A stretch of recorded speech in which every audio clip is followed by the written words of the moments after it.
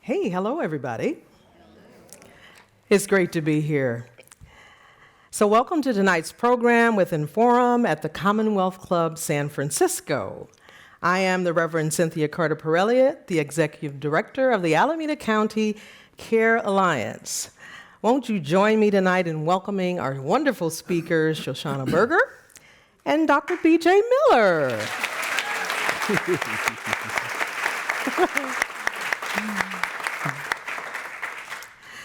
Shoshana serves as editorial director at global design and consulting company IDEO. And I love this about Shoshana because in the book, A Beginner's Guide to the End, Shoshana shares her experience as a caregiver with her beloved father as he navigated a condition on the spectrum of dementia at the end of life. She's also written on Wired, Spin, and the New York Times. BJ. He is a hospice and palliative care specialist at the University of California, San Francisco, where he treats hospitalized patients with terminal or life-altering illnesses.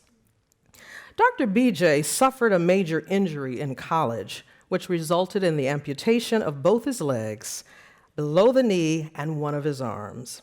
He started telling his story, as well as his thoughts on matters at the end of life on the infamous TED Talk video, which has been viewed now over 9 million times. So tonight we're celebrating their wonderful new book, A Beginner's Guide at the End, Practical Advice for Living Life and Facing Death. Now, in my opinion, this is a tremendously special book. And the reason I say it's special because it literally is a user's guide, a manual on how to tackle some of the toughest issues that arise at this important phase of life. And I like to quote both Shoshana and BJ. They say it's a bold and beautiful vision of how to make life, the life that we currently have, folks, more meaningful by taking an active role in designing the life we have now. I want to say, can I get an amen? Tremendously important. Did you get an amen? Did anyone? We got to work on this audience, right? So, Shoshana, BJ, I have to start by trying to get an understanding. First of all, how did the two of you meet? And what really facilitated the collaboration of this book? Well, I met BJ 3 months after the death of my father. And it was a really important time for me to meet BJ because the wound was still fresh. I was still in the thick of grief. And I was trying to make sense of the experience I had just had. And as you said so beautifully, he has a very bold and profound vision for how to shift that experience at the end of life. And I really needed that right then. My sister and I had just been caregivers to my father. My sister should be here tonight. Is she here? Maya, hello. And we were utterly clueless about how to navigate that phase of life. I mean, we had no idea how to talk to his doctors, what care we could expect, how to navigate the hospital, insurance, his new wife, who was difficult at times. So, not sure how much to say about that. Is she here tonight? She is not here tonight. She would not be here tonight. Yeah. My mother is, my actual mother. All right. Hi. So, we were so clueless that on the morning my father died, we sat at the computer in the room where he lay cold and Googled, what do you do after someone dies? We didn't even know to call the funeral home. And I thought to myself, if someone like me who speaks English as a native language and has a graduate degree cannot figure this out, there must be a lot of people who need help with this. And I think the problem is that we don't talk about it in this culture. You know, we are under the impression that death might be optional because if we walk 10,000 steps a day and eat kale, we're going to be fine. And so I think a lot of us are enrolled in an involuntary crash course. And so I thought, okay, this man can help me redeem the experience I just had, because he can help me do something to help other people through what can be a profoundly difficult experience. Wow. Amazing. So your backgrounds really are pretty different. BJ, you're a doctor, you give care inside the medical world, and Shoshana, you've been a caregiver, obviously, outside of medicine.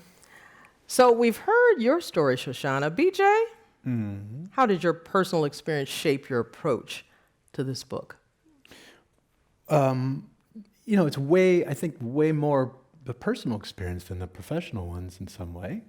I mean, the whole reason I got into medicine was because of my injuries and my experience as a patient. The whole idea that these were experiences not to overcome or put behind us or somehow forget or move beyond, but actually that became part of the fabric of a life. That loss was part of the fabric of a life, of a normal life. And kind of trying to make sense of, definitely trying to make sense of my own experience is what pushed me to medicine. And then in medicine, I was going to drop out of medicine altogether. As happens when you're trying to reconcile the ideals you go into medicine with and then the realities of practicing medicine. That's a big cliff. So anyway, I was going to drop out of it, and then I stumbled onto palliative care and fell in love with it pretty much instantaneously. It was everything I was kind of hoping for. The idea that, like I mentioned, that loss is normal, that it's something that drives meaning, and it helps us appreciate beauty and all that stuff. So that's where I've been working from.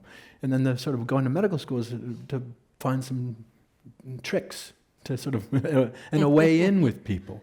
But the book and all the experience, the book is much more drawn from a personal life than it is a professional one, I think. Sure. And you have to tell the story now. Oh yeah. So for those of you guys who don't know, so I was a sophomore in college. I was 19 and screwing around this was out in New Jersey, and the commuter trains run with the wires overhead, much like the buses here in San Francisco. And I just happened to scurry up on top. We climbed. It was just parked. It was just sitting there. It was did not feel like a very daring thing to do. But we scurried up on the ladder on top of the train, and I had a metal watch on. And when I stood up, the electricity arced to the watch and entered the arm and down and out the feet. And that was that. So it was very much an instant. I mean, it was an instant. But then there was in the hospital for months with the amputations were sequential over time, over weeks and months. That's the basic gist of the story. We got so much more to talk about, so I'll keep it at that. Wow. See how he was trying to get out of telling that story? I think too many of you guys already know it. I'm assuming you guys are bored with it, but anyway. No, never. Such an inspiration. Such an inspiration, both of you. So this whole end-of-life thing is pretty big deal. I mean, it's really challenging to contemplate. The work that we do in the communities is trying to bridge health systems with community members. So medical, I hate to say versus, because we're not against each other, we need each other, but it's two different worlds. And so what do you all say should we exactly be thinking about as it relates to end of life, advanced illness, serious chronic illnesses? Wow, it's a big question, and there's a lot to think about. I always like to get to the very personal thing first, which is, are you just showing up in your life? You know, are you putting down your phone and looking the person you're talking to in the eye, or saying goodbye like you really mean it? Because none of us ever really know, you know? So just being able to show up and be present in your life, I think is a big reason why we wrote this book, because we want people to think through these issues. But there's also a lot of messes that we humans tend to leave behind. We leave behind a material mess, and then we leave behind an emotional mess. And the material stuff, in a way, is easier. You know, a lot of us have homes full of stuff that we accumulate over a lifetime. and we hold on to it. But the fact is that the people who love us then have to go through it after we're gone, and that can be a really painful exercise. I did that in Maya and I did that in our dad's house. So why are you holding on to all that stuff? The Swedes actually have a word for death cleaning. It's like dostadning or something like that. And they actually, as they age, go through this process of just kind of looking through everything they've accumulated and thinking through what can I lose and get rid of before I leave this earth. And the other material mess is that, just our paperwork and our stuff is everywhere. So, does anyone in your life have access to your passwords? Can they access your computer and your phone? So if you die, they can, help shut down your life. All of those things we just don't think about. And then there's the more important stuff, which is the emotional mess. And that's a little bit more difficult to sort through. But when you think about it, if you knew that you were going to die tomorrow, would you still be holding on to those grudges? Have you healed the old wounds with people that you love in your life? What would your regrets be if you knew that you were going? And working through some of that stuff is so important. We have a friend, Ira Byock, a palliative care physician, who has this beautiful framework he uses called the 4 things that matter most to say to someone before you go. And they are, please forgive me, I forgive you, thank you, and I love you. And saying those things can really unburden the people who love you. And we actually interviewed Ira for the book, and we asked him, is there anything else since you published that book that you would add to that list of 4 things? And he said, actually, there is. I've talked to 60-year-old men who are still carrying around grief that their parent never said to them, I'm so proud of you. And the incredible importance of words, and just saying that to someone, they carry that forward throughout life. So think about how you can give people that gift. Love it. DJ? Yes. What are your thoughts around that question? It's a big thing to contemplate. Mm-hmm. What would you say we need to be thinking about? Well, and part of the dance that Shoshana and I have been doing is finding the complements in the way we approach things, and different pieces of the book come from different pieces of us. But for me, so I kind of quickly go to the sort of not so obviously practical things. Like I love the framework of it. I think my answer to your question is, I think we just have to kind of come to terms with the fact that we do in fact die. Like start there. Start with the idea that time is precious, and other things flow from that. I think what's normal, especially these days, I don't know, there's been a time in history where it's been easier to be distracted. I mean, there's so many things pulling us away from our basic nature, so many things that eat up our time. So it actually is a real thing to remind yourself that time is precious, that you're not here forever, and not in this body anyway. So for me, it just really kind of flows from that. And once you wrap your head around that, or at least practice wrapping your head around that, then all of a sudden, it's a little easier perhaps to forgive each other and yourself. All of a sudden, as you and I have talked, Sin, about, then all of a sudden you realize how much you have in common with everybody on the planet and everyone who's ever lived. That the fact that we are mortal and we have to know that we're mortal, that is a real bond between humans. And so then, therefore, compassion flows and kindness flows much more easily. And for me, like what I love about it is the fact that time is short or precious compels me to try, compels me to get past my fear. And it also, so that's great, gets me to try things. And it also softens the blow if I fail. Because it's not like, as Shosh pointed out, it's not like if you get the lock and the key just so, and you get a pass and you get to live forever. That's not on the table. That's not the math. So no matter what you do, the end is sort of set. So it's really all about how you get there. And then failure loses its grip, at least for me, it does. I love BJ's phrase, you can't fail at death. Like, this is the one thing we can't fail at. Yeah, which I really find really useful. I mean, honestly, really super useful. Because I don't like failing very much. I don't know that anyone does. But that's something I think that practicing at is actually pretty useful. Pretty. But it is very nice to know that I'm not going to screw up dying. And that is actually a good point, Shosh, about the book. Like, there's kind of a couple messages in the book. One is reassurance, that we've been doing this a long time, that there's something in us that knows how to die. And on some level, we have to kind of get out of the way of ourselves. And there's all sorts of things that we've injected into the mix through our systems and that are not particularly intuitive and actually do require some planning. You kind of can't just let Mother Nature get you there. So there's sort of two messages on that point. Absolutely. I don't know about you all, but I am really impressed with this audience and the size and the response as it relates to this incredible subject matter. Of course, here in the United States, folks don't really like to talk about death. But here we are, talking about a subject that's tremendously important. But I love the fact that both of you embrace life and facing living life to the fullest and living life with purpose and meaning and intentionality. I think that says so much about both of you that is tremendous.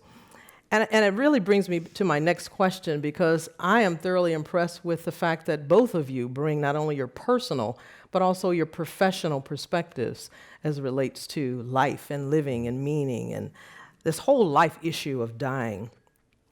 What I'd like to know is, though, what are your thoughts about individual preferences as it relates to race and spirituality and topics around this subject for folks that don't look like you or don't have the backgrounds that you folks do? Why would someone of a different background be interested in reading your book? That's a really good question. Well, I would first say that, this truly is our one universal experience. I mean, all of us are going to the same place, regardless of race or creed. In that way, it really unites us.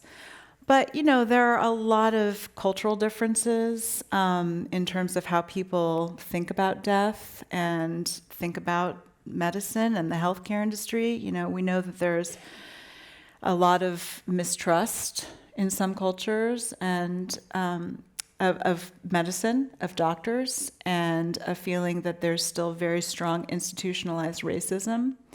And I know that can make a difference in terms of especially electing hospice, and BJ can speak a lot more to this.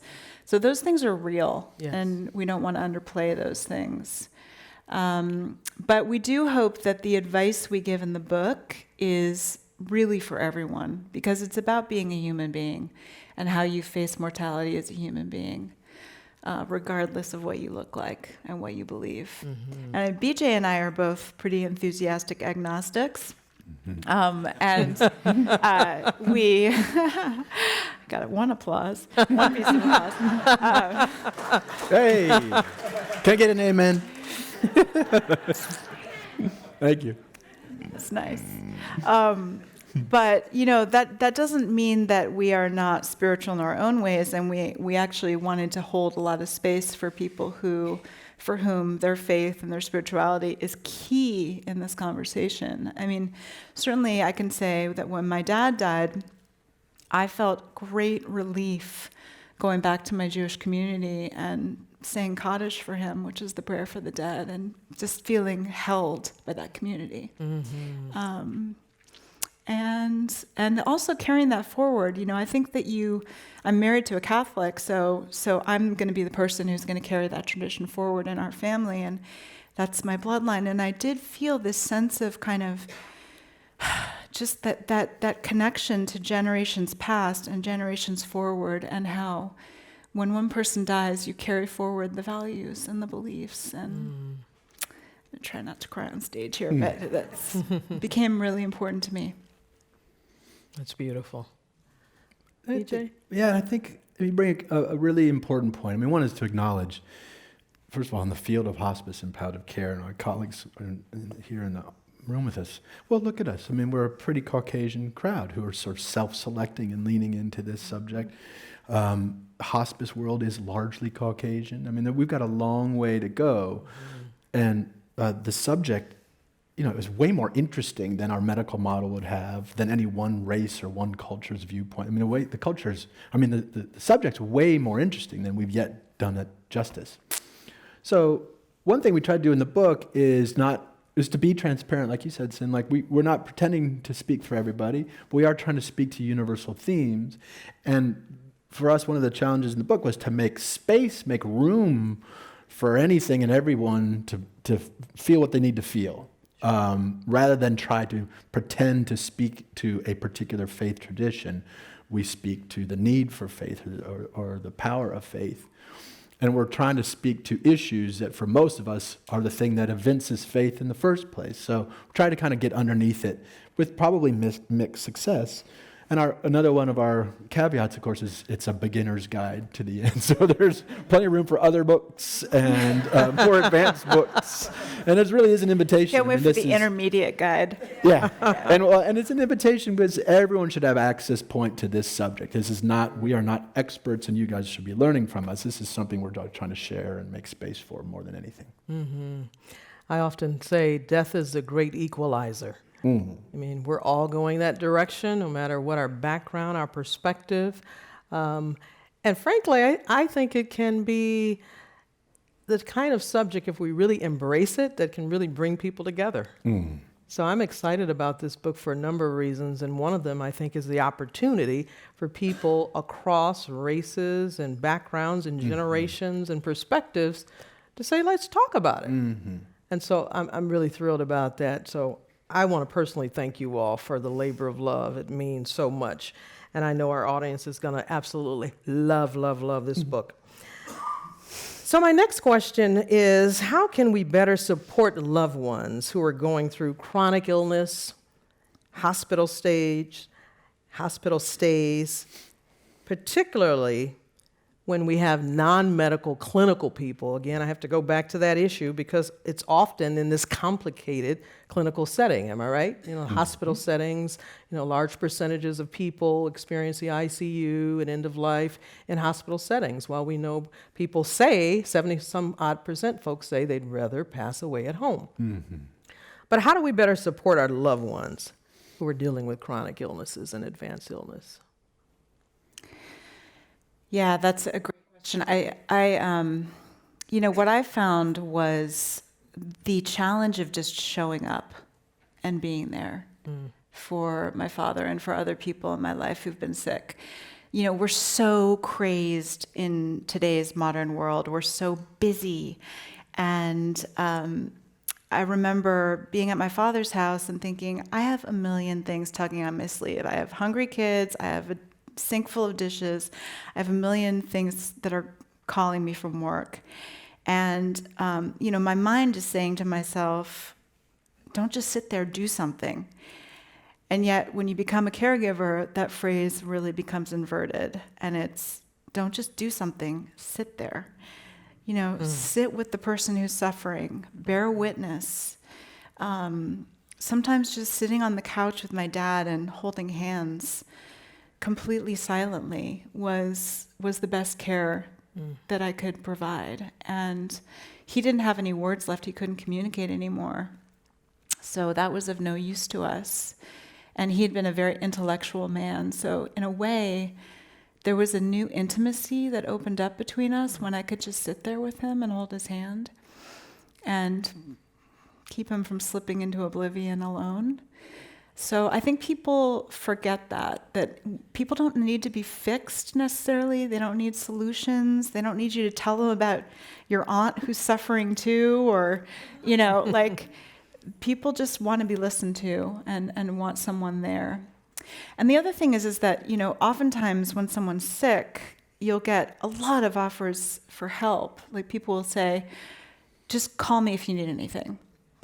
And the problem with that, of course, is that it shifts the burden of figuring out what they need to the person who's sick or dying, right? So then suddenly they, on top of their illness, they have to figure out what they need and how to delegate that. So we give a lot of help in the book about how do you help be helpful.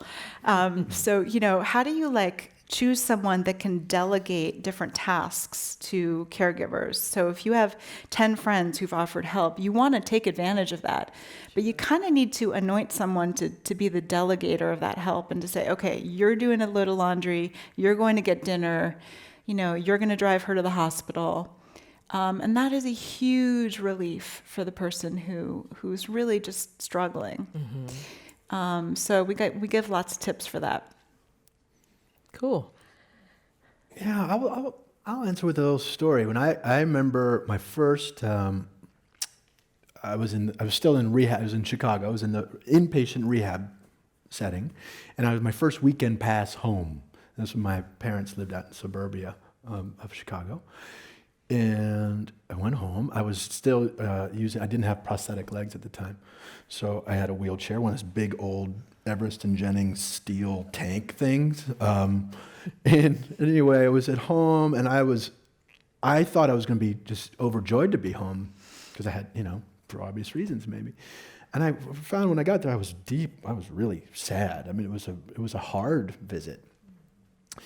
And somehow I was acting, I don't know, pissy or moody. And somehow my mom, at some point, my mother said something, we kind of got a little heated. And my mom said, this accident happened to us too. And I had an adrenaline surge that I did not see coming. It was just spontaneous. I got out of my chair onto my stumps, stood up on my stumps this was not a comfortable enterprise, but I was livid. And I literally took my one arm and picked up this steel chair and hucked it across the room. I mean, I scared her, I scared myself. I did not see that coming. Mm-hmm. And the point is, why I think I had such a reaction was because, of course, Mom was right. And I was just trying to deal with my own pain. And here I had to think of, oh my God, I've hurt other people with this idiot move too. And yeah, I needed to get there. And my mother was the best person to broach that with me. But it was really hard to take in. My point is, she's right. I think so with caregivers, and Bridge, you know this, when we talk with patients and families in the clinical setting, is I think first and foremost just naming how difficult it is to be a caregiver and to name their pain. I mean, in a hospital we have buildings erected to the patient. There's nothing much for the caregiver. So just naming that is, I think, very helpful. And then beyond there, something that was really driven home for me working at Zen Hospice Project and kind of coming at this from a contemplative route was naming what I had come to feel as a patient, which was the reciprocity between caregiving and care receiving. I think it's our language. You're either giving it or receiving it. You're either selfless or you're selfish. You're either taken or that's not really accurate, that's an oversimplification and undermines actual joy of caregiving. Mm-hmm. When you can, and one of the moments that was so powerful for me in the hospital was when you're getting sort of cared at and everyone's kind of throwing their benevolence at you, which is lovely, but you just sort of take it. And one of the most powerful moments was when a nurse said to me something about what she had learned from my situation, what she had taken herself. She had gained something. It wasn't just her being selfless. That was one of the most therapeutic moments for me to realize, God, it wasn't me just taking. She was getting something too. So looking for the reciprocity, that you're not meant to just spend yourself down as an act of love, that actually doesn't really help. Well said. Well said. Wow, you touched on some really important things, both of you. And even in the discussion, I couldn't help but think about, how do you maintain joy? How do you find joy, first of all, okay, when you're dealing with serious illnesses? And you kind of gave us some insight, BJ, in sharing your personal story, and Shoshana as a caregiver for your dad. But I'd like you to speak a little more about joy and hope, and how about even laughter? Mm-hmm. I mean, I heard, and I love hearing the audience giggle at certain points that, we've made here. How do you find laughter in the midst of what's tremendously trying? So important. Come on. We need these moments of levity. This is heavy stuff. We heard so many amazing stories in the book from people who just really found ways to laugh in the most tragic of circumstances. A woman we interviewed whose father was dying of congestive heart failure, and he was on hospice at home, and he was set up on a hospital bed in the living room, and he insisted, he was a funny guy, and he insisted that he had a huge nude portrait of his wife hung right above him. There we go. So that was just there, like blazing in the room. And then he also insisted on wearing a shirt with a squirrel on it that said, "I'm so old I can barely find my nuts." So like every time his daughter came to, administer something to him or take his, change his catheter bag, there he was sitting there in that squirrel shirt. Under Love it. naked mom. So, I mean, you had to laugh, and she did, and it was awesome because it brought joy into their life during a very difficult time. Other friends who we interviewed for the book, Sarah and Francesca, whose father, Len, was dying of cancer, and they brought him home, and they were taking care of him. And he kind of joined in the fun, and they would leave sticky notes for each other around the house, like, "Constipated man in his natural environment." And, they would just like go around and find these weird jokes around the house. And it was just these little subtle moments that allowed them to acknowledge that they were all in this shit together, and they had to just laugh. And sometimes when they couldn't cry anymore. Yeah. Wow. I think, and maybe it may not work for you. Some of these are sort of, I can imagine rolling some eyes, but I do feel like, in a way, pain, if it doesn't, for me, pain sets you up to feel joy, or maybe better said, it sets up the need for joy. Like, it's really essential. It's not a recreational thing on the side. It's really essential. And in a way, when you're getting sick and your life's falling apart, everything's just blowing up. And that can have, and there's some real absurdity to that. And I think for all of us, the cue is, so I say, one answer I think is that this sort of backdrop is exactly what makes joy pop, is the foil. So, I guess there's more to say that, but I'll stop because there's more. We'll come back to that another time. Okay. Got to hear it. This is really, I think, a tremendously important topic as it relates to this subject, and that has to do with caregivers. And you've mentioned it, both Shoshana and BJ. Caregiver burden is really real. Mm-hmm. Having been a caregiver as well for my dad and helped with my brother, oldest brother, who actually passed away about a year ago, almost today. This whole feeling of being overwhelmed and you're feeling overworked, and literally forgetting your own needs because you're so interested in the well-being of that person that you care about and that you love. So what's the most important thing for families and caregivers as it relates to your own personal experiences and what you see every day? What should they do in really helping themselves through the process? Yeah, it's such a great question. I mean, there are 40 million caregivers in America alone, and it's an invisible workforce. And they suffer with, emotional burden. They suffer physical burdens of just like getting sick and having a higher morbidity rate themselves because the work is so hard. Mm-hmm. They have an opportunity cost of having to drop out of the workforce and losing, money when they desperately need money to help get more help. So it is a massive problem, a massive systems design problem, I would say, in this country. And, it's so interesting that, we confer so much dignity upon caregivers who are taking care of newborns, right? Parents have the most honorable and beautiful job raising these completely dependent infants. And we see that as a beautiful service, and we give people leave, and we give them space to do that. And yet, at the other end of life, it just becomes this invisible service. Both the person who dies becomes invisible because they're no longer productive, and the person who's taking care of that person is invisible. So that really needs to shift, and we need to do a lot of work on that. I'm hoping my company IDEO can help with this, but there are a lot of people out there who are thinking about this, about how we solve this profound systems problem for caregivers. Thank you. EJ, thoughts?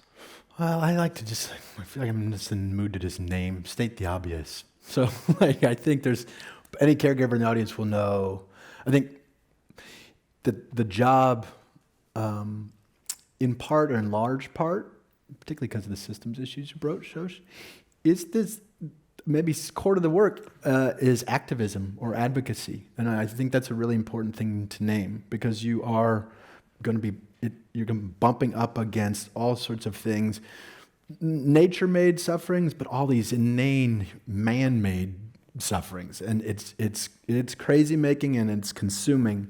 And I think it's really powerful or important to name this idea that you're an advocate or even an activist, because you are keeping the gate. You are trying to change something. You're trying to change a situation that without you there would be much worse. So naming that also helps us at the end of the day to be like, to sort of take some pride in all that you're actually trying to do. It's really thankless work. It's unending work. It's unsatisfying that way. There's not really much closure to it, but at least you have a frame for yourself. And I think that activism framework actually helps and kind of puts you in a nice place. So I'm going to dive into something that I saw consistently in this book, and it really opened my eyes. So I'm going straight there, okay? Mm-hmm. Let's do it. All right. When I Die file. Where did that come from? Tell me more about that. Story? What is Yeah, you tell the that notion story. behind it, and what goes in this When I Die file? You got to help us out on that one. Well, first of all, when we conceived of this, I originally called it the If I Die file. And DJ turned to me and he's like, if? Really? So even funny I, who moment. am writing this book, have a hard time saying when I die. So yeah, there's that. So the When I Die file we see as a really critical piece of preparing. And it gets back to your original question of how we think about the end of life, because it's such a big topic. But this gets it really down to brass tacks and really pragmatic stuff. So there's like 20 things you have to put in this file, and they're all in the book, but I'll just name a few. And one is your advanced healthcare directive, which is essential, right? And anyone in this audience who doesn't have one, I hope you leave this conversation and look into it, because what it does is it means that if you walk out of here and get hit by a bus and end up in a hospital and can't speak for yourself, you have enlisted someone as a trusted agent to speak for you. Someone who can show up at the bedside and help navigate your care. And that is really essential. So that needs to be in there for sure. And then, as I said before, all of your logins and passwords, where do you bank? Where did you have your stuff? That stuff needs to be in there so that your family doesn't have to literally go through your mail and figure out, what's the name of your lawyer? Where did you bank? What subscriptions do you have? What do I have to do to file your taxes? There's a million little things that you have to deal with when you're shutting down a life. And it took my sister and I 2 years to do that for my dad. It's like a full-time job. So that's a huge thing to have in there. And then I'd say just a softer thing is there something that you can put in there that really is going to be meaningful to your loved ones to carry forward? So is there like a recipe that your family loved that you cooked all the time that they wouldn't know where to find? Or could you write a letter to the people you love and just say the things that you need to say to them? Those things are things that they will carry forward. And I'm looking at someone in the front row here named Frisch, who is a letter midwife. She's someone who actually sits with people who are dying and has them write letters to someone they love. And it was an incredibly profound exercise for me to sit with you, Frisch, and do that. And I ended up writing a letter to my daughter, which is in the book. And, like she asked me the first question, I'm like, immediately. It was hard to get through. But at the end of it, I was so relieved to have this thing that I could leave for my daughter and know that she would find it and have those words. So put that in your When I Die file, too. So important. So important. So in 5 minutes, we'll be taking questions from Bruce and Shoshana. And we ask that you please line up at the microphone in the back of the room if you'd like to ask a question. In the meantime, we'll keep talking. How about that? BJ, did you have any comments you want to add about that When I Die file? I would, yeah, you can. It's not. Some of this stuff is really kind of, frankly, a to-do list. We can't make it sound otherwise. But there is also a huge opportunity in this. So you can personalize your funeral. You can like what music you want played. What burial instructions. There's care and handling instructions in the book. Shosh did a beautiful job in this chapter. Like little things like how do you like your coffee?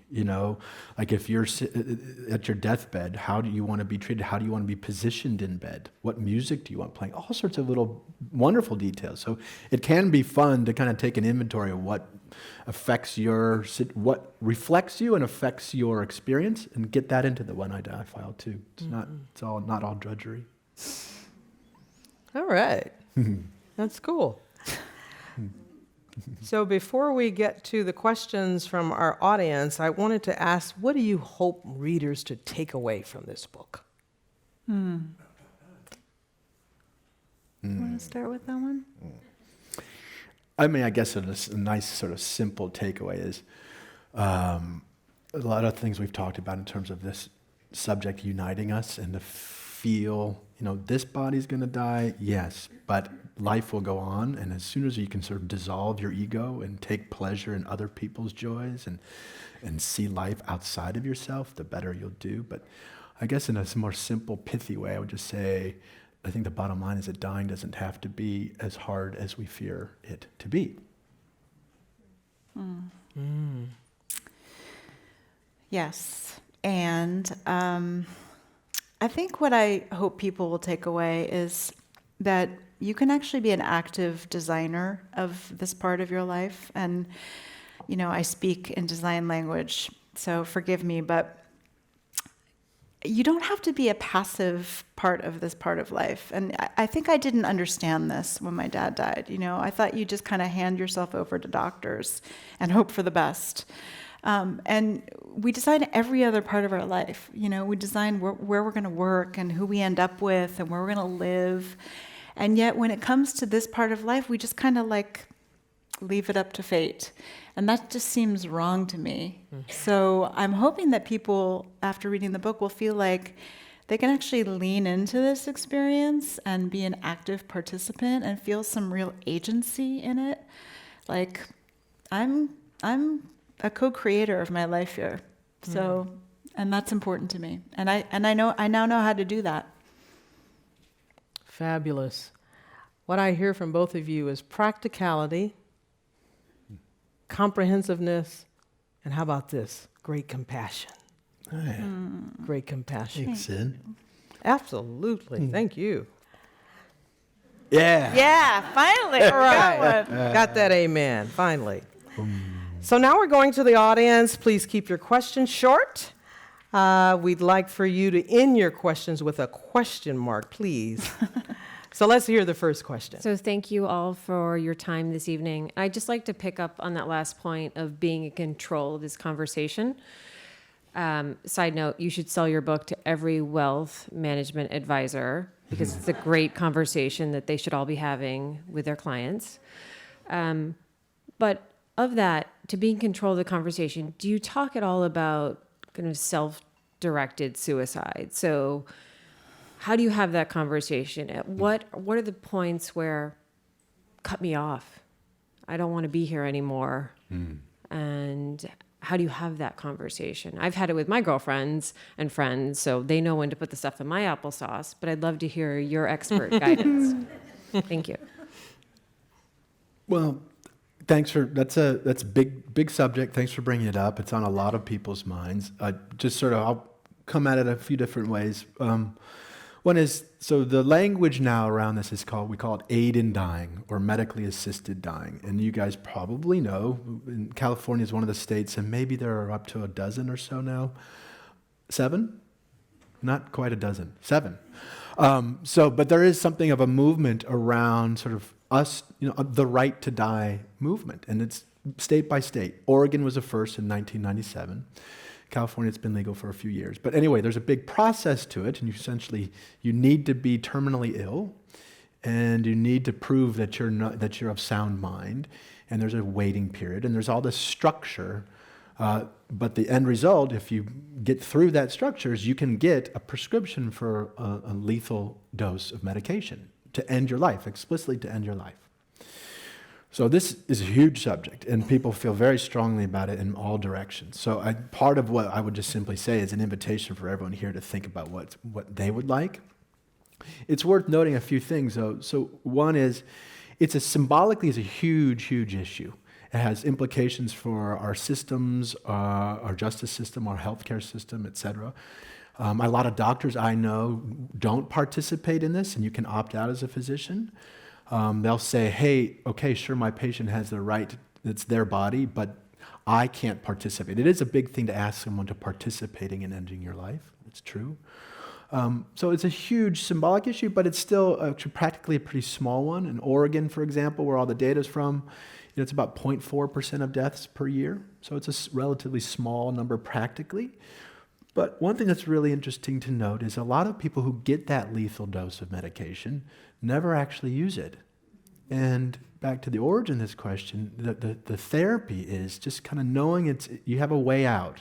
If things get too hard, you've got this parachute in the medicine chest.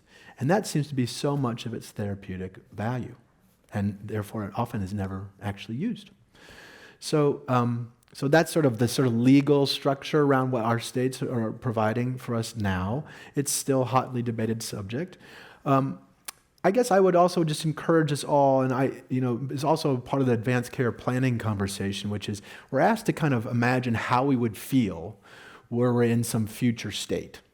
Now, in the disability world, it's a huge kind of issue. Like a lot of us who have become disabled, if you had asked us when we were able-bodied, could you live without 3 limbs, or could you live with quadriplegia, or whatever? We would say, hell no, I wouldn't want that. But then when we're in those shoes, we feel pretty different. So it's worth noting that this is a very dynamic subject, and our feelings about our own death and what we're able to live with and not live with is a dynamic thing. So leave yourself plenty of room to change your mind. But most importantly is keep talking about it with someone so they can chart you over time. Anyway, there's so much to say about this particular subject, but that's an answer. Can I just add one thing? I love the question, and I love that you said my girlfriend's going to put something in my applesauce, because I think that there's also, I think another thing that was a real education for me was understanding that you can have some say in this, even if you're not using an aid and die-in program. So, knowing what I now know, having seen my father die of dementia, and having not asked him those questions beforehand, what does quality of life look like for you? If you can no longer recognize us, do you still want to live? If you can no longer read the 4 newspapers that you read every morning, does your life still feel like it has the quality that you want? And so what I've now done is turned around and written some pretty clear instructions for my own family and said, look, if I can no longer recognize you, and I can't eat a bagel, and I can't go to the bathroom by myself, I want you to let whatever little virus comes my way just progress naturally, and if I get pneumonia, I don't want you to call 911. I don't want to go to the hospital. I want you to keep me comfortable and just let that progress. And that there are people who can help you do that. If you elect hospice soon enough, that will be supported. And the problem is that people end up electing hospice so late in the game that they can't fulfill those instructions. My dad was on hospice for like 2 days. So anyway, there's a lot you can actually do to make sure that you have the quality of life you want until you die. Maybe I can even add one more thing, because this brings up something, like, just so you guys know, none of us, we all have the right to turn down any medical intervention. That's, as long as you're of sound mind, you have that. So on the spectrum from like living at all costs to wanting to hasten death, there's this gray, vast zone of palliation, of basically of getting out of the way of death and letting it come when it's going to come. And that's always within our rights. Yes. Next question. Yes. I am Reverend Dr. Charlotte Myers, and I work for one of the largest hospice providers that are here in the Bay Area. The question that you were just speaking to, the end-of-life option, is one in which you have to be able to take the medications yourself. So yes, you do have to speak with your doctor. You have three different times that you can make that choice with your doctor, and then it's really up to you to make that decision about ending your life. But in hospice care, the thing I wanted to share with you is that there are 5 of us on every patient's team. So there is actually a team of people that takes care of people who have chosen to enter into hospice. And when you choose to enter into hospice, you are making the decision that you no longer will have medical treatment. You have decided, as you were saying, that you will accept death as it comes. But what I specifically wanted to speak to is the issue of spiritual care. And that spiritual care counseling and grief counseling are clinical positions in the hospice system. And I don't think grief counseling and the standards of grief counseling, this is a very good book, by the way, and I'm not criticizing it. I'm simply saying I don't think it's here. And then the other thing is the spiritual care. On your team, you have a doctor, a nurse, you have a chaplain, a social worker, and you have a home health aide. So you have those 5 people that are taking care of you. The spiritual care is every bit as important as what the nurses do and what the doctors do. So, okay. Just wanted to share that. No question. No, it wasn't.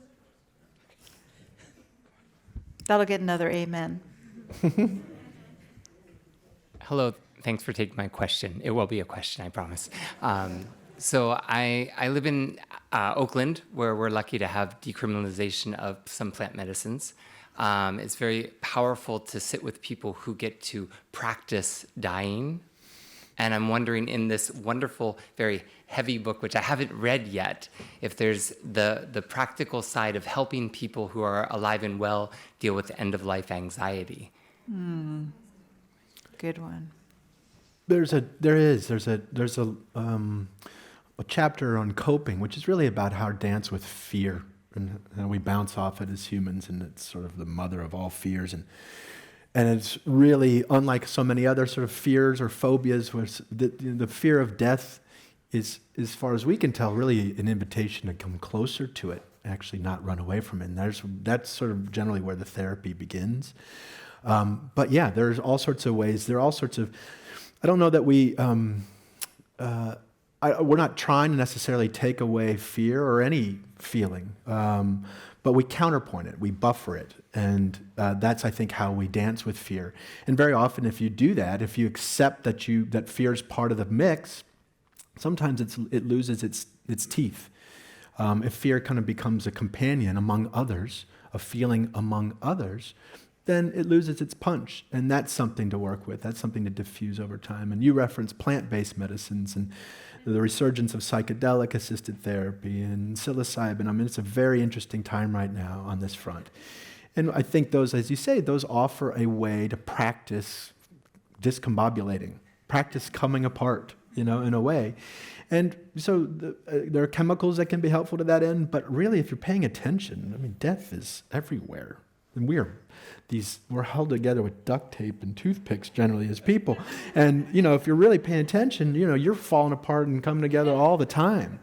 And we're very fluid, adaptive critters. So part of it is just sort of opening your eyes to that, de-shaming the fear so you don't hate yourself for being afraid, and then kind of work with it from there. And yes, it's in the book.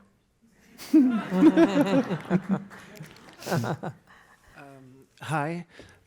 First of all, thanks a lot for the beautiful insights you've been sharing with us. So I'm part of those type of people that are not very comfortable with letting go.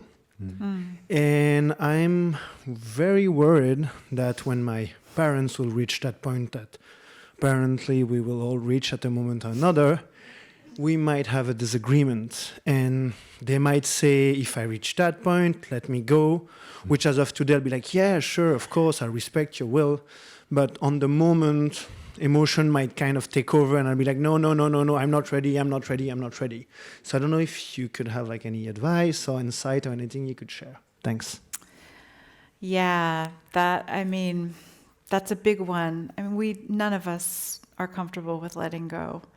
And there were some really interesting stories that we heard when we wrote this book about that exact experience. Our friend Rebecca Sudor, who's also in medicine, had a moment when she had to have this conversation with her grandparents.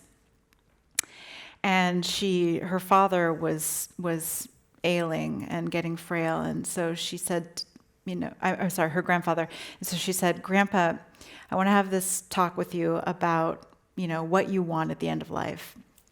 And he was super clear about this. He was like, look, I've had a great life. I've had a beautiful marriage with your grandma.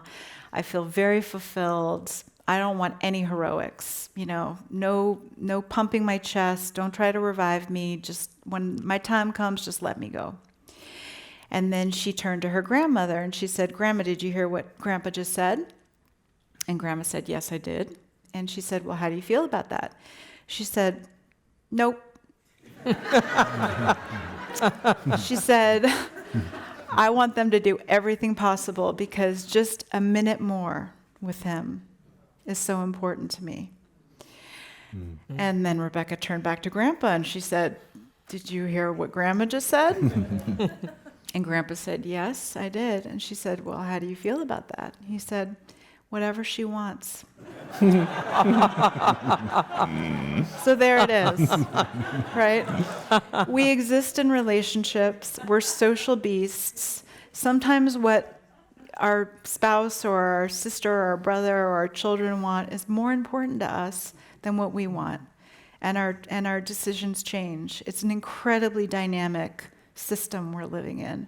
So I'd say just allow space for that. Things are going to change, and you may find it easier to let go if you see your parents suffering. You can't anticipate what that moment is going to hold, so just allow it to be.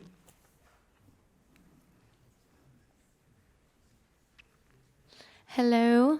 Thank you so much for the beautiful conversation.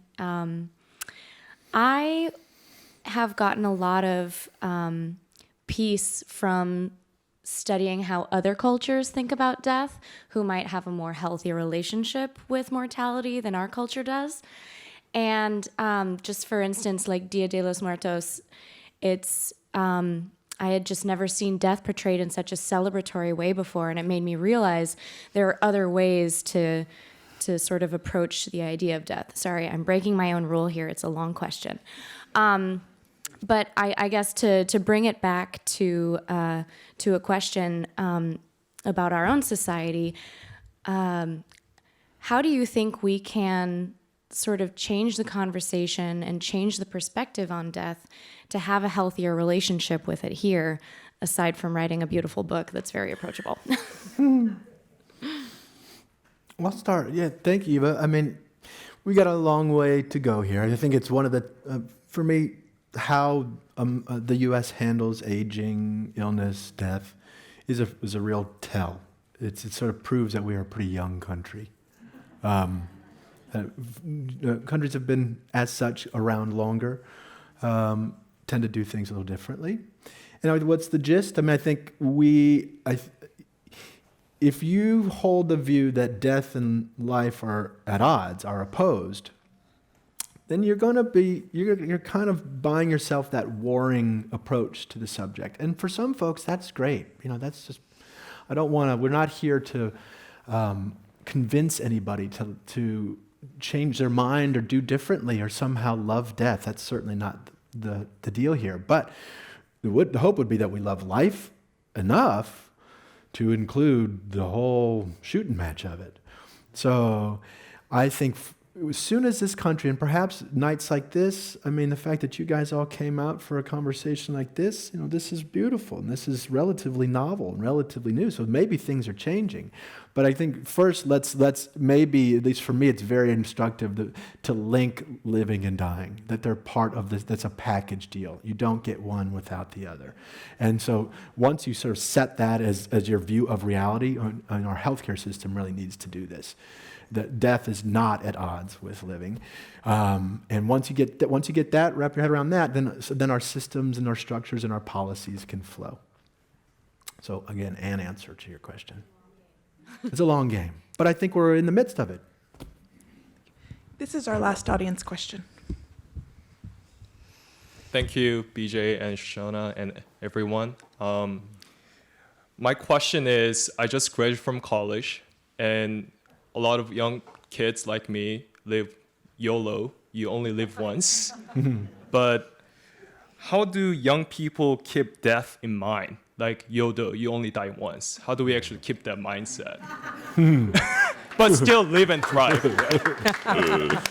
Can we just all initiate Yodo? No? Tonight, Yodo is becoming a hashtag.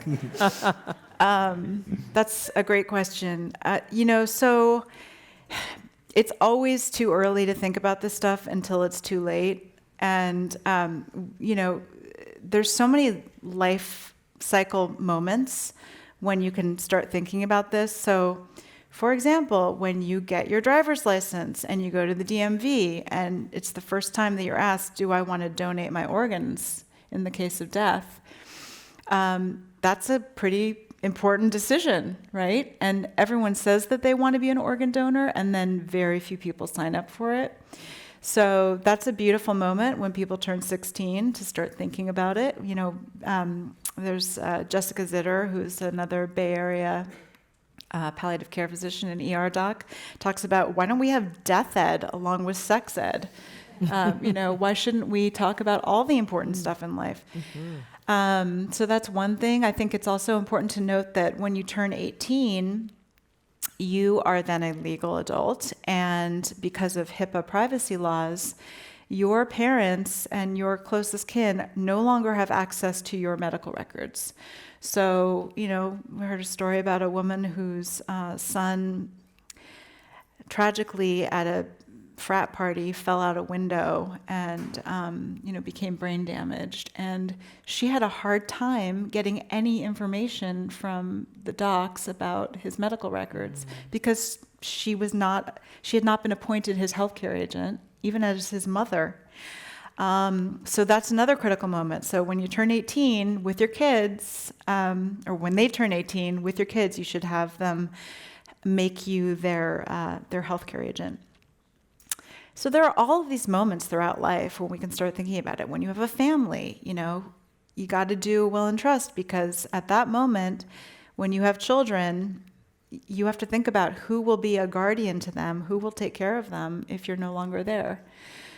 So there are all these critical moments to think about it, and I really appreciate you bringing that up, because I think young people do feel invincible and tend to not think about these things, but it would be great if they did.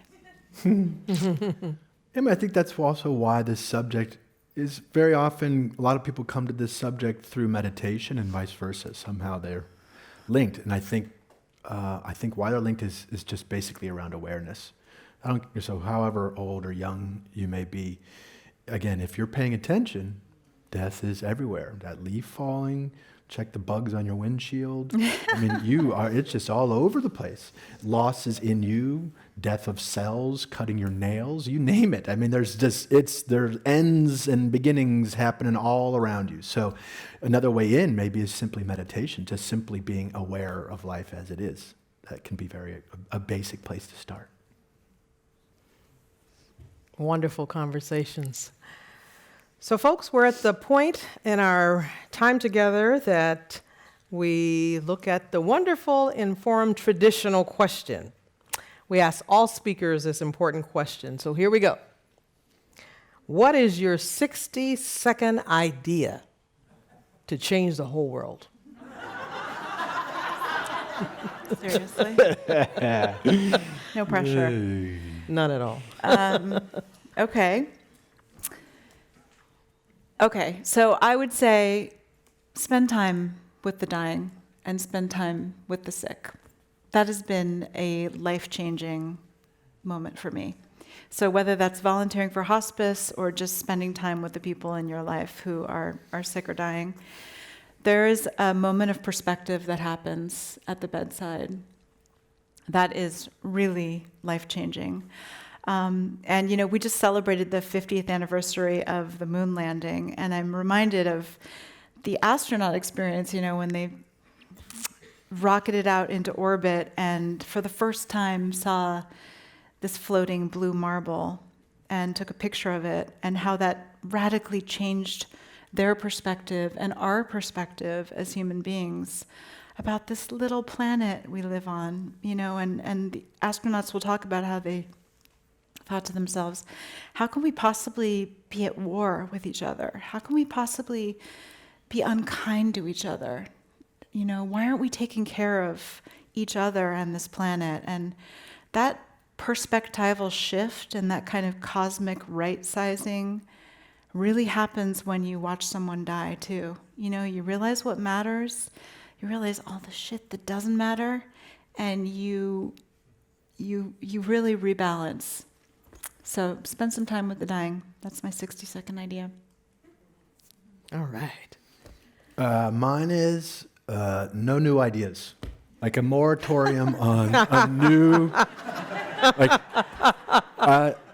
no new stuff, no innovation. Like, let's actually work with all that we have and already know that we just kind of keep ignoring and trying to reinvent wheels. Like, can you imagine? 5-year moratorium, no new anything. I think that would change the world.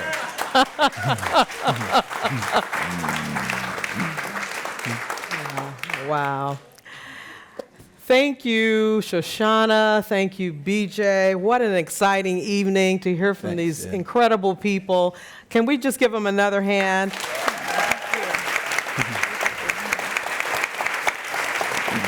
Please join them in the lounge. Thank you, guys. There will be a signing of the book. Please join them in the lounge for this incredible book, A Beginner's Guide to the End, Practical Advice for Living Life and Facing Death. Good night, everybody. Thank you, Sin. Okay.